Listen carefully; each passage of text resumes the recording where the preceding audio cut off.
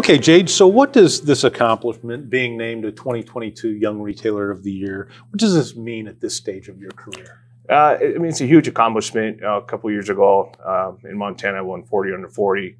And then to win this this year, it's just a huge accomplishment for me of where I'm at. Starting at a young age, being able to learn as much as I have. Just great to be able to go back and share with my employees and also my customers.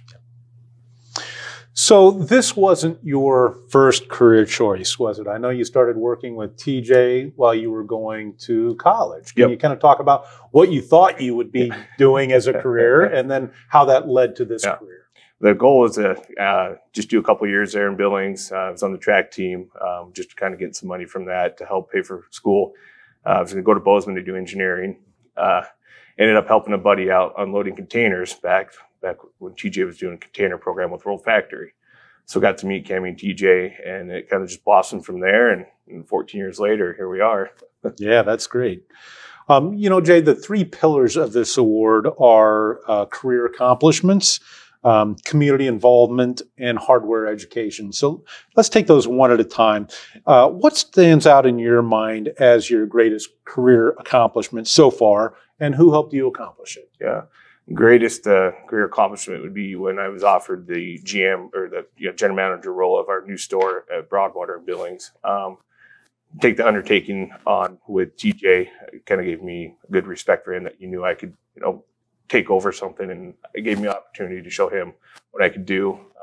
Led to me going into the RMCP first year program with you guys back in 2013, our first class. Yeah. So it was really good to be able to do that. It helped kind of strengthen, I think, our friendship between me and TJ. But that would probably be my first career that I would say is probably the best thing I've done so far. The second pillar is community involvement. And so as an independent retailer, can you talk about the importance of being involved in all the communities where you have stores and maybe some of the specific ways that you're involved in those communities?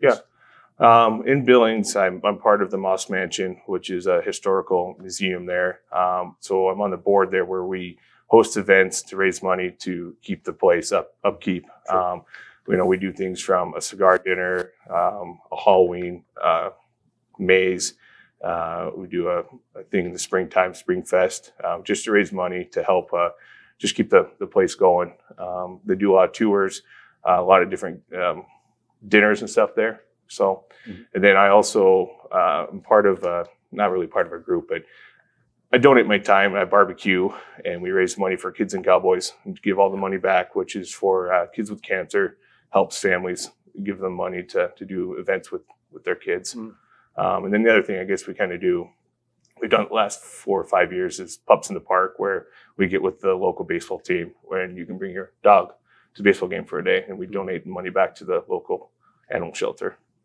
Now, those are some of the formal ways that you and Northwest Hardware are involved with your communities. But I know you also are involved with certain community members to go help them install an air conditioner. Oh, yeah. Can you talk about some of those things? I'm a sucker for old people. If they come in and they need help, I'll go after hours, or even on my days off, I'll go and whether it's uncovering an air conditioner for the summertime or covering it up to delivering anything that they need. I've got some of them where their kids will call me, and I'll bring items over to them because their kids may not live in Billings. That's fantastic. Promoting ongoing education is the third criteria for being selected. Can you talk about how you have continued your own hardware education? You talked about RMCP just a few minutes ago, and then how you promote ongoing learning with your employees. Yeah. Well, as a company, we're getting better as far as offering training programs. Just recently, the Learning Center with Do It Best. I think it's tied with you guys. Yes, it is. We're going to start launching that to get that going for everyone. But also as a group, we kind of came up with core categories for the store, whether it be a plumbing, electrical, paint, kind of something I put together with Candace, our gal that works with us, that I can use as a sheet for training. So I can go into any store, hand it out, and then walk each employee through it just to help them get more comfortable for our key categories. Very nice. It's been a crazy last couple of years. Can you talk about some of the valuable lessons that you've learned as a result of the pandemic? Yeah. I'd say the first thing would be, being an essential business obviously was a huge help for us. We didn't have to close. Obviously, we changed hours. We had our safe hour where people could come in if they had issues.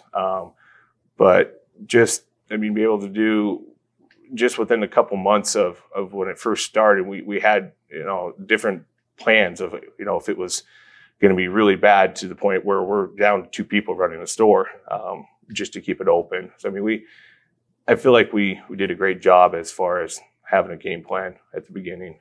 As far as you as a leader, what takeaways did you have, leading a team through COVID? Yeah.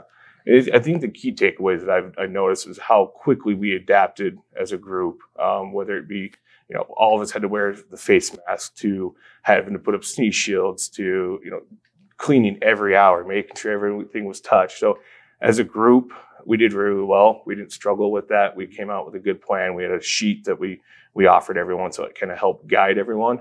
So I think as a group upstairs, kind of the support team we had, it made it transition for each store just a lot easier. It wasn't that they were on their own. We kind of helped them out with everything. In your opinion, Jade, what are some of the biggest opportunities we have as independent retailers? Biggest opportunities is we get that one-to-one touch with our customers. We get that where you can build a relationship right off the bat. You're not talking to someone on the phone. They're not just buying something in your store. They get to come in, you get to talk to them. That's a huge one for me. And the second, just being able to walk a customer over to a product and being able to explain it and show them how to use it versus just pointing to an area. What are your goals for the future, both short-term and long-term, and maybe talk about the company's goals? Yeah. As far as myself, just to keep growing, the goal would be to get back into another round of the RMCP, just to go through. I know it's changed quite a bit since I've been there.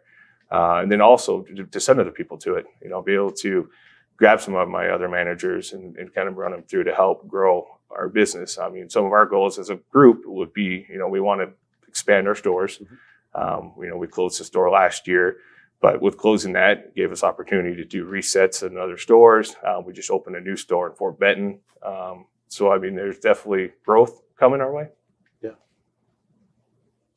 Looking back on your career so far, what do you love most about this business, and what advice would you give to a young person considering a career in home improvement retailing? I would say the biggest thing is just the customers, that day-to-day interaction I get to do, walking into the store, being able to open, help someone, just to see either that smile on their face or just know that they'll come back because you helped them that one time and they could have went somewhere else to get it, but you took the time to help them and build everything for them. As far as advice, I'd definitely say I never thought I was going to be in it, and just doing hands-on and being part of a group, it's definitely rubbed off on me. I would, definitely have whoever's going to do it, try it out. Definitely maybe do the RMCP again. Just if they, fairly new like me and never had any retail experience, period. I did fast food, so it was completely a big shift from what I did in high school to going into retail. What can we, as your trade association, do to help you continue to succeed? I'd say just keep pushing out the new tools, new technology for us. You guys are great as far as emails coming out with all the new greatest things. Obviously, you guys teamed up with Do It Best with the alerting zone, which is a huge thing it's going to be a huge thing for a lot of people. But I would just say, just keep offering the RMCP, any other classes, and then, just working with the independent retailers. Okay. I'm sure there are some people you would like to thank who helped you get here. Yeah. First, I want to thank everyone that nominated me for this, which goes into Do It Best, writing a great article for me. Obviously, all the sponsors that we have, all the family that I've got that supported me and helped me grow, to my employees, even customers. There's employees and customers that have both pushed me just to make me do things outside of my boundaries I've never not used to doing.